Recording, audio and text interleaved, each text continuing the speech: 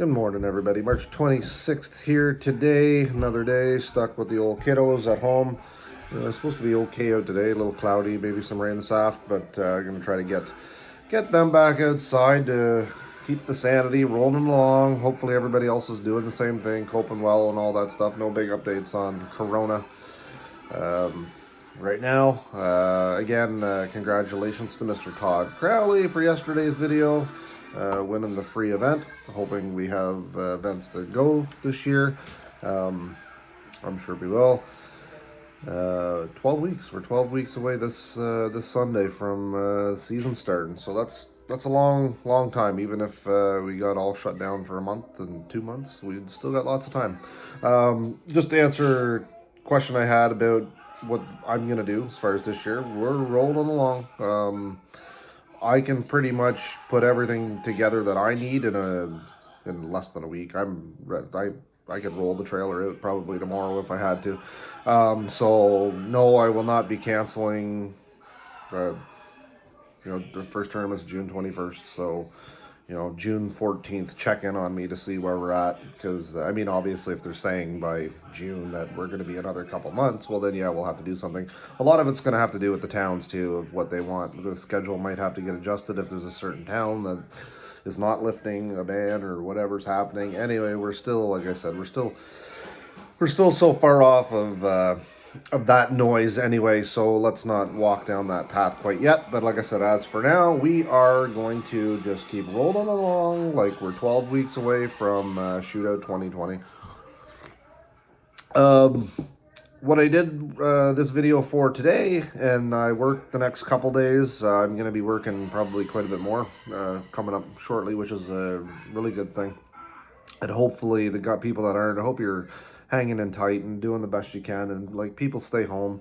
I reached out to a couple sponsors the other day, and a couple of my sponsors aren't doing so hot. They got businesses that are 100% directly being. I know everybody's being affected, but some are, some might not survive this mess. So think about them before you think about what you do. Anyway, that's I'm not going to say any more about it. Like I said, I'm working the next few days. I'm very lucky. My wife's kept her job so far, so we're one of the fortunate groups right now. We just have to worry about our kids. Strike's over, so as soon as they can go back to school, don't know if it'll be this year or not. They go hop back right on the school bus and away they go. So thank God the strike's over. Unfortunate we've got this other reason why they're home now. So as long as I can find people to watch my kids, I'm able to go to work. So, anyway, today's video, as I promised, was going to be about boat launch etiquette. So, and this is based around tournaments, not just regular boat launch etiquette. I mean, everybody should have that basic stuff that are watching these videos. As far as shootout, coming to a shootout event, your boat launch etiquette stuff starts well before the actual tournament day. As I mentioned in the video the other day, I need these. This can be sent in, e-transfer, credit card, check, whatever, registration form. Print it off, send it in, email it in, mail it, whatever. Waiver. That stuff can be done now while we're sitting around doing nothing. Everybody's stuck in home. If you haven't done your registration forms and all that stuff, what better time than now?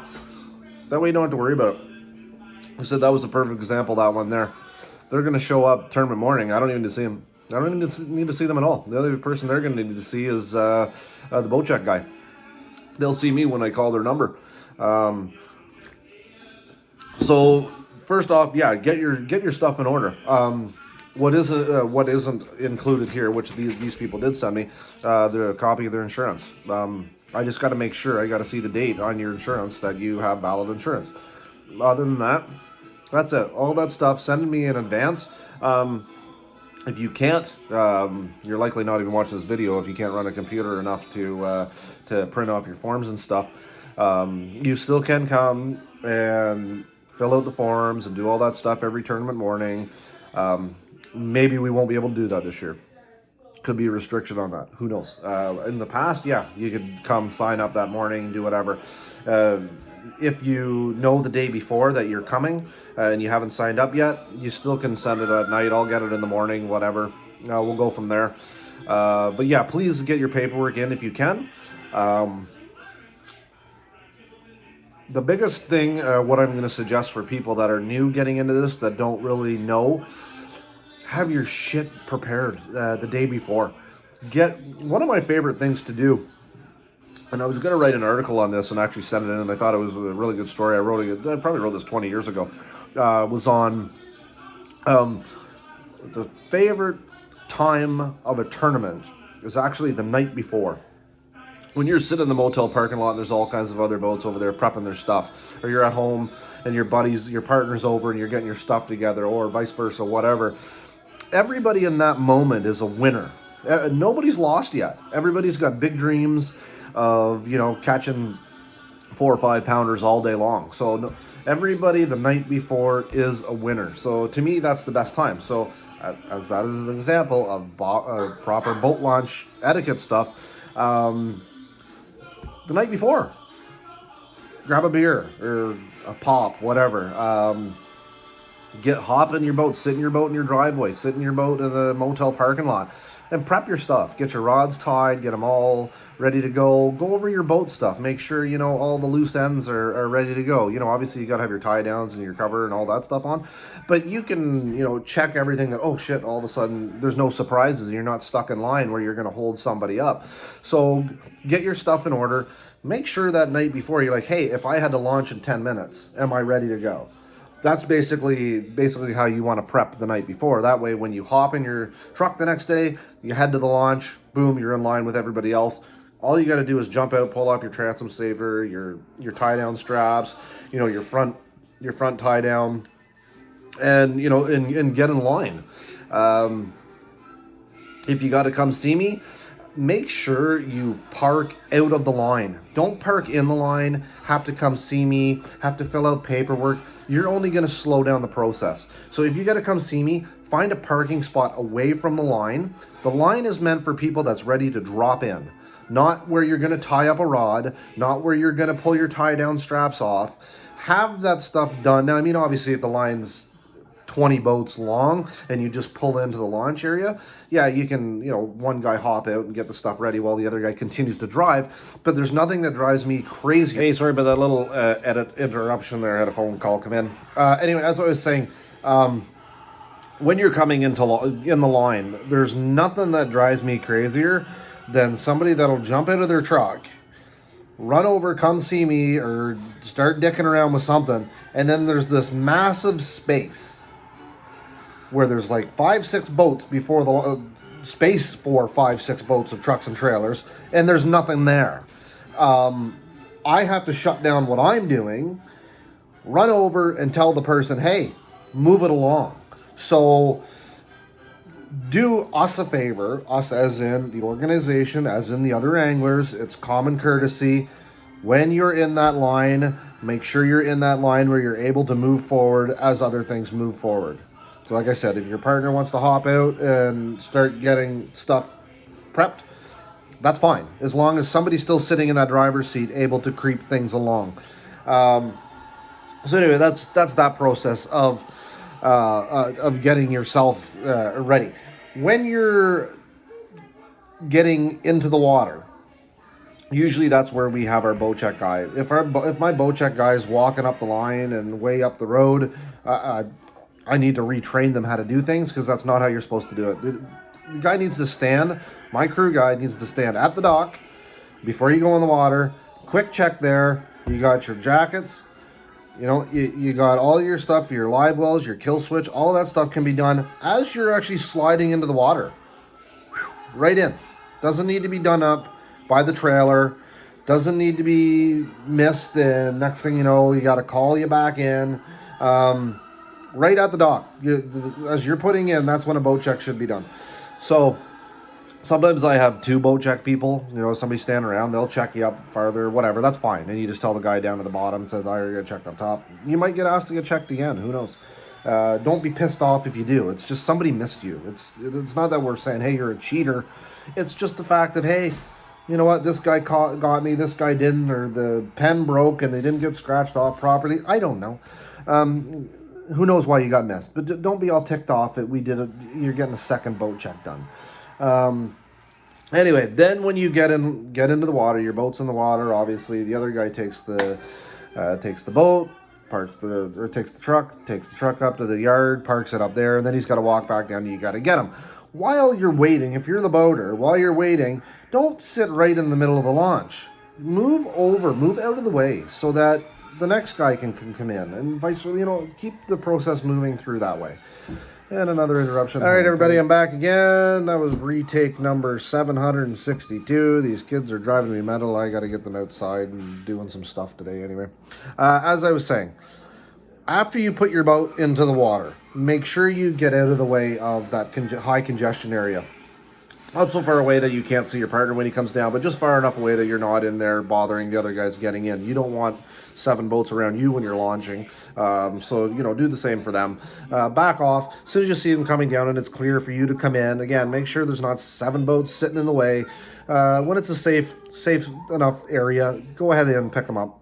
Then again, head way out. Just make sure you're close enough that you can hear the morning announcements, but not so close that, you're bothering that high area again. Once it's around 6:55 type thing, that's when I usually start the morning announcements. 6:50, 6:55. I'll explain everything, the rules, the whatever, daily announcement stuff. No reason at all for boats in Flight 2 to be in that center area again. Boats 1 to 30 are going to want to go left or get right. So you're in their way if you're there. So this is a great opportunity to tuck along the shore, either side of the lake or either side of the bay, depending on what location we're in. Keep that center area free because that gives guys lots of area to turn left, right, dodge around somebody else. Absolutely no way or no reason for Flight 2 to be anywhere in that. You're there till 7:30. So don't be in the way of Flight 1. Again, I'm open at 5. So between 5 and 7, that all that time is there. There's no need to be rushing around. I start calling boats out, boat 1, 2, 3, 4, 5, all the way down to 10. The way I like to start to keep them around the dock. I say that in the morning announcement. I want boat 1 to 10, nice and close to me, so I can get a wave and I can see you. And when I start launching the boats out, I try to do about a 10-second buffer. That's if everybody's paying attention. Again, biggest thing is pay attention. It makes things go so much smoother. As long as you go, when I say boat 1 go, 10 seconds later, boat 2 go, that's a nice safe space. If you're not paying attention, or you're not in line, or you're decking around somewhere, now there's a gap for 30 seconds, and people behind you are just getting pissed. And then I've got boat number 6 with boat number 7 right up his ass because he wanted to go 30 seconds ago when he should have gone, but now he's got to wait, and now he's up his ass, and I've got to say boat 6 go, and then I've got to hold him back. So like I said, the biggest thing is pay attention, have your shit together, be ready to go.